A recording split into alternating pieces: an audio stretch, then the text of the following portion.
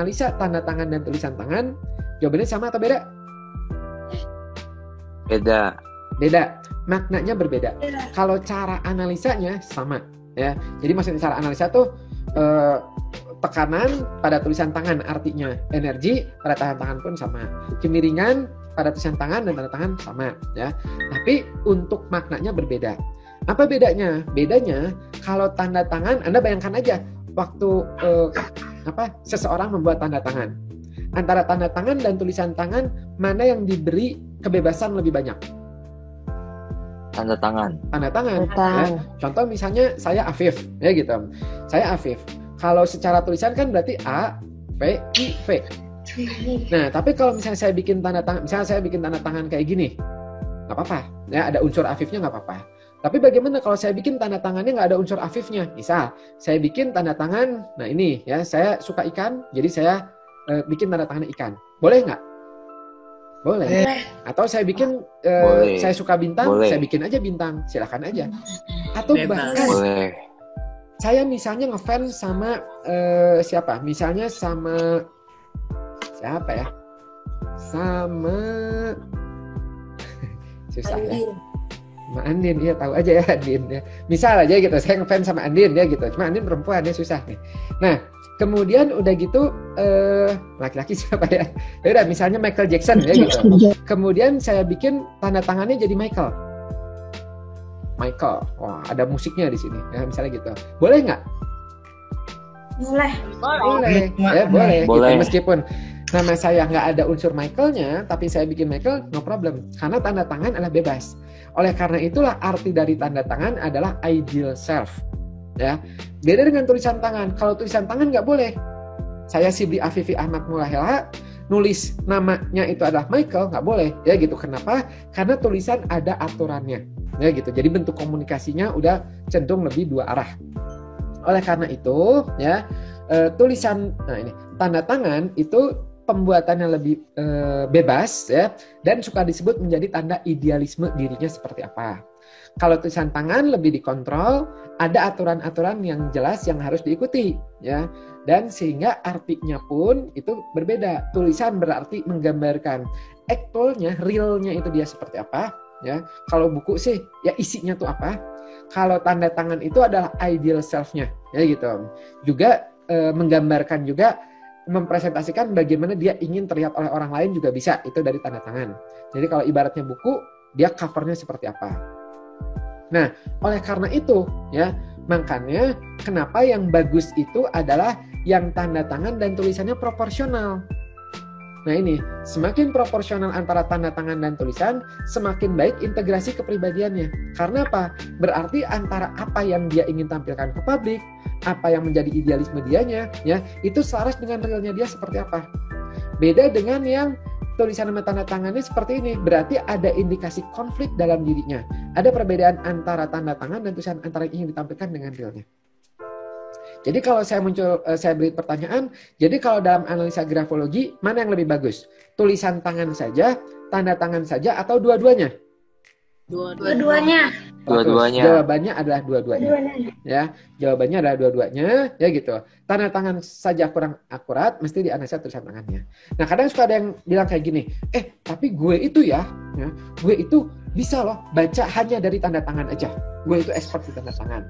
Jawabannya bisa jadi iya, ya. Kalau yang dianalisa itu kebetulan tipenya adalah tipe yang proporsional. Misal, ketika dia itu menganalisa tulisan yang kiri ini, ya, maka dia baca dari tanda tangannya pun ya menggambarkan dia. Oh, ini orangnya optimis. Oh, ini orangnya fleksibel. Iya, ya gitu. Antara ini dan ini nyambung. Tapi kita coba ambil contoh yang tadi, yang mana tadi? Yang ini, ya. Nah, kalau Anda melihat yang ini, ketika Anda menjelaskan dari tanda tangan saja, dia adalah orang yang responsif. Apakah seperti itu realnya? Enggak. Ya. Gitu. Nah, jadi di sini ya bisa jadi dia betul kalau pas proporsional. Nah, kita mah ya gitu. Ini kita murid-muridnya Karos, sama-sama murid Karos ya gitu. Kita mah ambil yang lengkapnya saja ya, tulisan dan tanda tangannya. Tapi kadang-kadang ya, kayak misalnya saya nih, kadang-kadang tetap aja lagi di pertemuan, lagi di acara nikahan, di resepsi, suka ada yang Viv, coba dong analisa ini. Seperti apa tanda tangan ya, tanda tangan gue seperti apa nih gitu. Nah, kalau seperti itu ya, namanya juga instan ya gitu. Kita nggak apa-apa ya. Kita kasih tahu aja, oke, ada tulisannya nggak? Kalau ada tulisannya bisa lebih lengkap nih. Kalau nggak ada ya udah. Tapi ini hanya menggambarkan ideal self-nya aja, ya ingin kelihatannya seperti apa. Atau dalam kalimat deskripsinya kita tambahkan aja, ini kelihatan Anda indikasi ingin terlihat seperti orang yang responsif gitu. Tapi bisa jadi realnya aktualnya berbeda gitu. Ya, jadi kita jelaskan seperti itu no problem.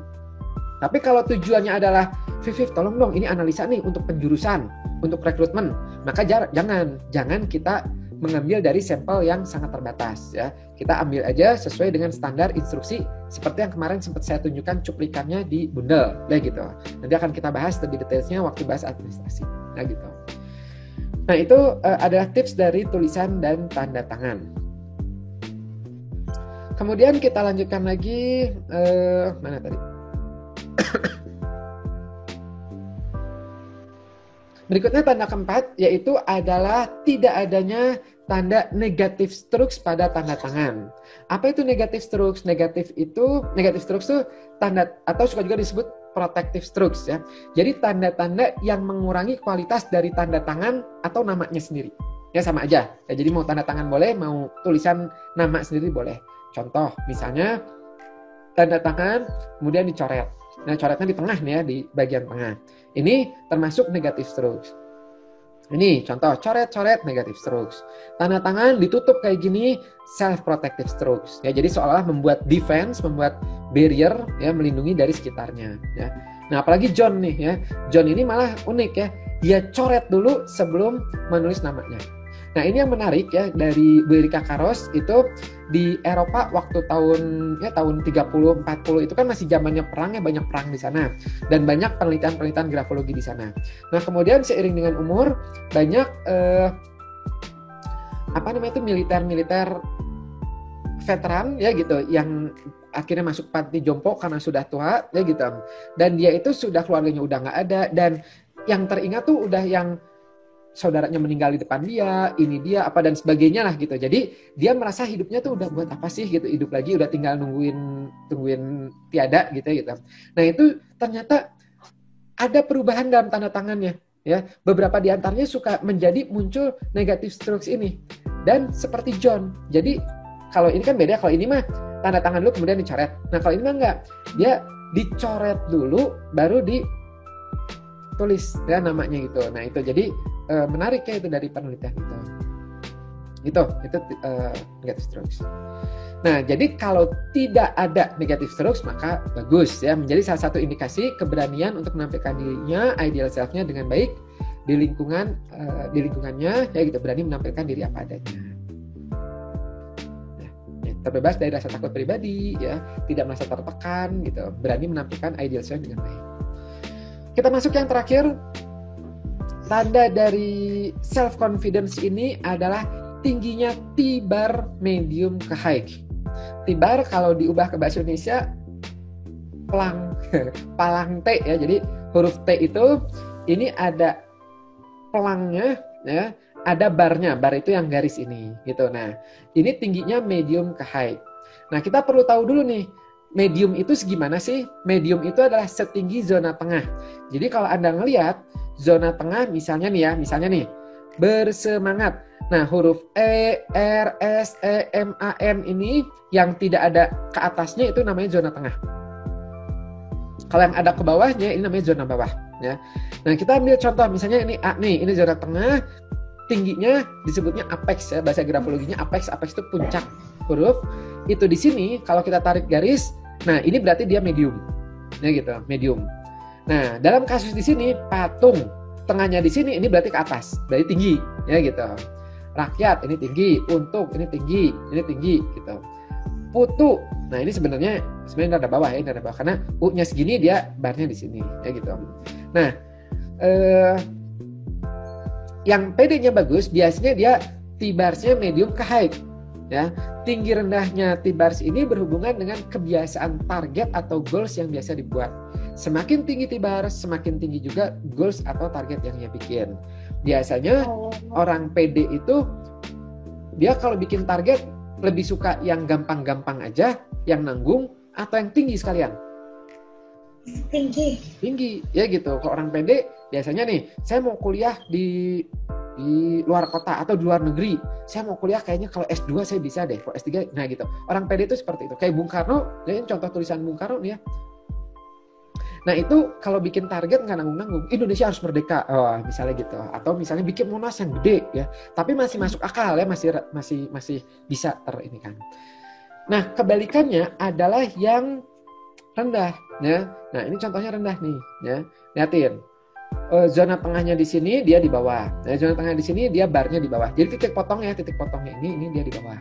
Nah, semakin rendah ini disebutnya adalah suka berada di comfort zone atau targetnya yang gampang-gampang aja gitu. Nah, ada lagi yang tinggi tapi tingginya dia copot di atas stemnya. Nah, ini disebutnya adalah daydreaming. Ya, daydreaming itu jadi membuat targetnya tidak lagi sesuai sama realita. Ya, secara umum ini reduktif ya, secara umum ini masuk di defense. Jadi nanti ada di defense namanya daydreaming. Jadi buat targetnya nggak sesuai sama realita. Meskipun dalam beberapa kasus bisa jadi bagus orangnya.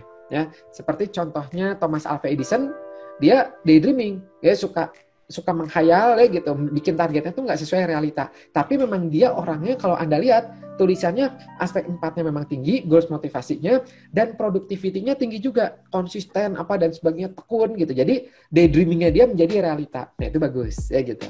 Tapi kalau diikuti dengan aspek 4-nya rendah, goals motivasinya rendah, aspek 5 produktifnya rendah, ya daydreaming-nya menjadi negatif. Gitu ya. Jadi itu kombinasi-kombinasinya.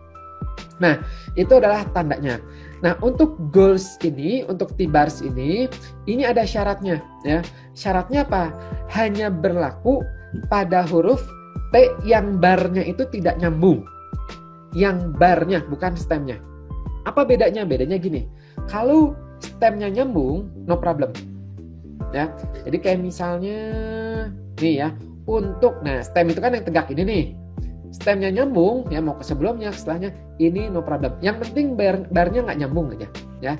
Nah ini bisa diukur barnya, goalsnya. Tapi kalau tanda kayak fluidity, kemudian T-nya kayak gini, T-nya kayak gini, ya, atau misalnya ya tidak, misalnya tempat, misalnya. Nah ini kan barnya yang nyambung, maka untuk goalsnya ini nggak bisa dihitung. Cari aja huruf T yang lain, misal cari T yang di ujung ya. Wah ini, nah ini bisa ya.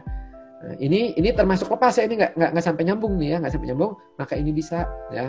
Bersemangat ini bisa gitu. Ya, jadi cari yang itu. Nah itu adalah syaratnya. Kang berarti yang kayak gini nggak bisa dianalisa dong. Nah ingat T, I itu banyak maknanya ya. Bisa dianalisa, cuma nanti masuknya ke masing-masing aspek. Ini masuk fluidity, ini masuk persisten, ini masuk inisiatif dan sebagainya. Ya. Oke, itu adalah major traits-nya ya. Nah kita lanjutkan sedikit lagi ya. Ini untuk intensifying dan reduktifnya dalam aspek 3 ini tidak terlalu banyak ya.